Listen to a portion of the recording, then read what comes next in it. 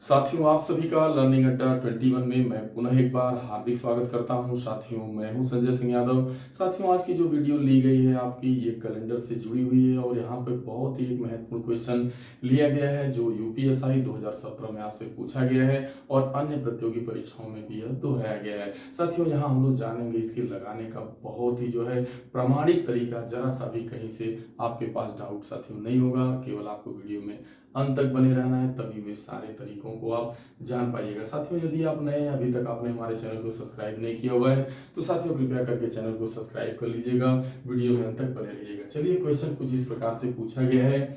वो क्वेश्चन था कैलेंडर का कि 1850 से 2050 तक कितने लीप वर्ष हैं, यानी आपको 1850 से 2050 के बीच कितने लीप वर्ष यानी अधिवर्ष होंगे आपको बतलाना उसकी संख्या।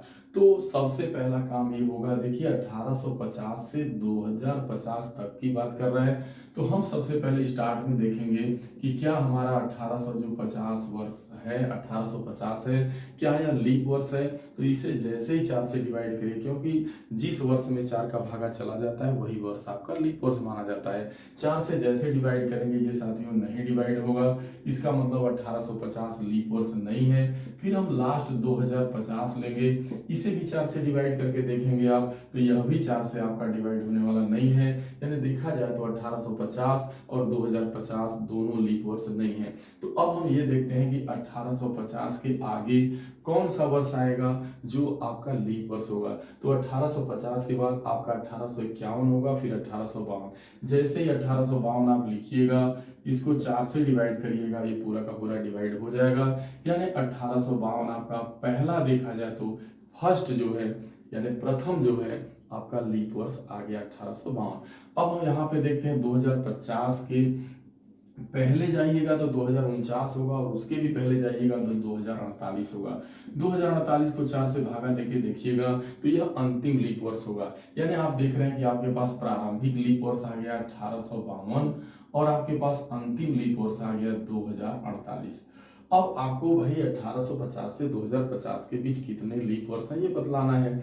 एक चीज और ध्यान देना है, जैसे आपका 1850 से 2050 के बीच आपका देखिएगा तो दो यहाँ पे आपके शताब्दी लीप वर्ष आएंगे। शताब्दी लीप वर्ष का मतलब जो जो 400 से डिवाइड होते हैं। देखिए, जो 4 से डिवाइड होता है वो तो लीप वर्ष होता है, लेकिन जो शताब्दी लीप वर्ष भी तो इसमें आएगा। जैसे 1850 के बाद आपका 1900 आएगा, फिर इसमें 2000 भी आएगा, तब जाके आपका 2050 हुआ होगा। ठीक है, ये ध्यान में रखना है। और ये मान लीजिए आपका 1850 है। तो कहने का मतलब इस बीच में आपके दो शताब्दी वर्ष आ रहे हैं। 1900 एक 1900 आएगा, एक 2000 आएगा। तो यह 2000 जो है यह जो है 400 से भागा दीजिएगा तो यह ऑलरेडी जो है कटेगा, यानी यह शताब्दी लीप वर्ष हुआ। लेकिन यह 1900 जो आपका आएगा यह जो है 4 से भागा दीजिएगा तो कटेगा, लेकिन 400 से, चूंकि 1900 एक शताब्दी 1900 एक शताब्दी वर्ष है, तो इस शताब्दी वर्ष को 400 से भागा देके देखते हैं तो हमें पता चलता है कि यह शताब्दी लीप वर्ष है कि नहीं। कोई अगर शताब्दी वर्ष होता है तो उसको 400 से भागा देके देखते हैं। जैसे अगर ये 1600 होता, 1600 आपका शताब्दी लीप वर्ष है। लीप वर्ष भी है लेकिन शताब्दी लीप वर्ष का मतलब आपको 400 से भागा देना है। 4 से भागा दे रहे हैं तो ये आपका कटेगा, लेकिन 400 से भागा दीजिएगा तो नहीं कटेगा। इसका मतलब इसमें 1900 जो है आपका वो शताब्दी लीप वर्ष नहीं होगा। चलिए, इसकी जरूरत आगे है। अब देखिए, आपके पास पहला पद आ गया, पहला शताब्दी वर्ष आ गया और अंतिम शताब्दी वर्ष आ गया। अब एक चीज ध्यान देना है कि जो आपका लीप वर्ष होता है वह 4 वर्ष के अंतराल पे बराबर आता रहता है। जैसे 1952 है, यदि इसमें आप 4 वर्ष जोड़ देते हैं तो आपका आएगा, सॉरी 1852 है, इसमें 4 जैसे ही जोड़िएगा तो आपका 1800 आपका 56 आ जाएगा।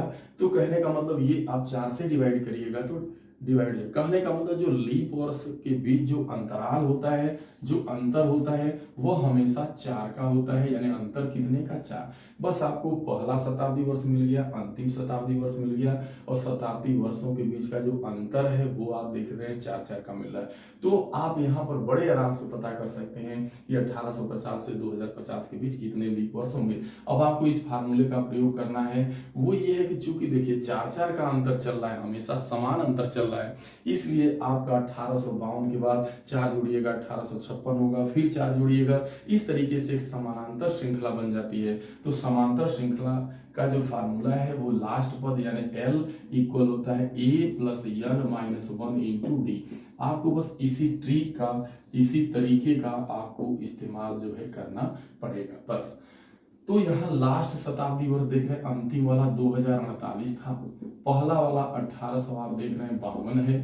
अब प्लस n माइनस 1, यही n मतलब यह लीप वर्ष की संख्या बतलाएगा, और d, तो d का मतलब लीप वर्ष के बीच जो वर्ष आ रहे हैं उनके बीच का जो अंतर है वो हमेशा 4-4 का चलेगा।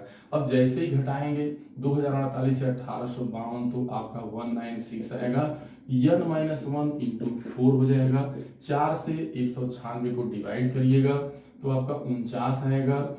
n माइनस 1 का मान आपका 49 हो गया। जब n माइनस 1 का मान 49 हो गया, यानी n माइनस 1 का मान 49 हो गया, तो n का मान 1 जुटेगा तो कितना हो जाएगा 50। अगर इस तरीके से देखा जाए तो आप देख रहे हैं 1850 से 2050 के बीच लीप वर्षों की संख्या ऐसे जनरल जो है 50 आ रही है, लेकिन इसमें आपका 1900 भी शामिल था, जो मैंने बताया कि आपका एक आएगा 1900 शताब्दी वर्ष इस बीच में, एक आएगा 2000। तो 2000 आपका लीप वर्ष है, लीप वर्ष भी है, शताब्दी लीप वर्ष भी है, क्योंकि लीप वर्ष का मतलब 4 से भागा चला जाए, शताब्दी लीप वर्ष का मतलब 400 से भागा देना होता है। यही हाल 1900 का है, 4 से भागा जा रहा है लीप वर्ष। क्या 1900 लीप वर्ष है? तो आपका जवाब होगा 1900 आपका लीप वर्ष में नहीं आएगा, क्योंकि यह इसमें आपको ये शताब्दी वर्ष है, तो आपको इसमें 400 से भागा देना है। तो 1900 में जब 400 से भागा दीजिएगा तो ये नहीं कटेगा, यानी ये जो 1900 है, एक वर्ष जो 1900 जो है वो उसमें से एक माइनस करना होगा।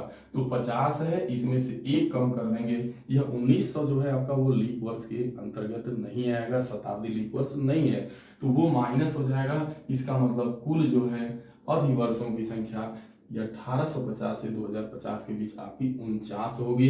ये आपका बी वाला आंसर सही होगा। तो ये आपको तरीका ध्यान में रखना है, क्योंकि यहाँ से आप डायरेक्ट तो 50 आ गया, अगर 50 भी आपका आंसर दिया है, अगर आपको सही से फिर इसके बीच में जितने आपके शताब्दी वर्ष आ रहे हैं उन शताब्दी वर्षों को चेक करना है आपको कि क्या वो जो शताब्दी के वर्ष हैं जहाँ पे 100 साल की पुनरावृत्ति, मान लीजिए शताब्दी वर्ष आपका 1900 है, 1900 के बाद आपका 2000 आएगा, तो इस तरीके से आपको बराबर जो है चेक करना है। तो ये आपका न होने की वजह, क्योंकि यह इसी 50 में ये शामिल है, यह 1900 इस 50 के अंतर्गत इंक्लूड है, आपका आंसर 50 आया, लेकिन यह 1900 इसमें इंक्लूड है, लेकिन यह 1900 आपका शताब्दी लीप वर्ष में नहीं आएगा, इस नाते से आपको एक कम करना पड़ेगा, और ये आपका 49 सही होगा। इसीलिए ये क्वेश्चन आपको दिया गया है, देखने में थोड़ा है। और एक तरीका और बनता है जिसके द्वारा आप बड़े आराम से लगा सकते हैं, तो वहां पर ये कि 1850 2050 दोनों को चेक करना है, तो पता चला दोनों लीप वर्ष नहीं है,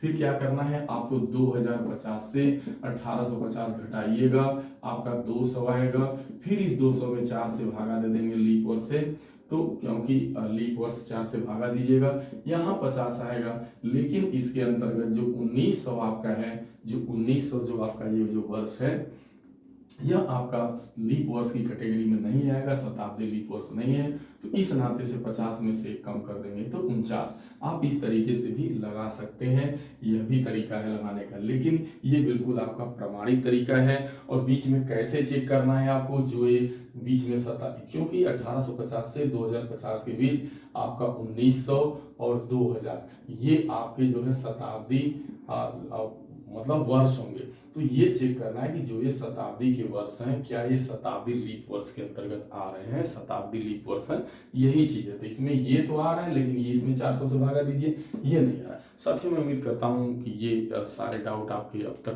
इस वीडियो के जो भी रहे होंगे, कहीं से कोई डाउट नहीं है, सारी चीजें बिल्कुल एकदम बिल्कुल पर्दे पे स्पष्ट हो चली हैं। साथियों यदि ये वीडियो आपको पसंद आया हो तो इसे अपने लोगों के बीच जरूर शेयर करिएगा, चैनल को लाइक सब्सक्राइब करिएगा, अपना कमेंट दीजिएगा। मिलते हैं अगली वीडियो में, तब तक के लिए आप सभी को ढेर सारी शुभकामनाएं। Thank you so much.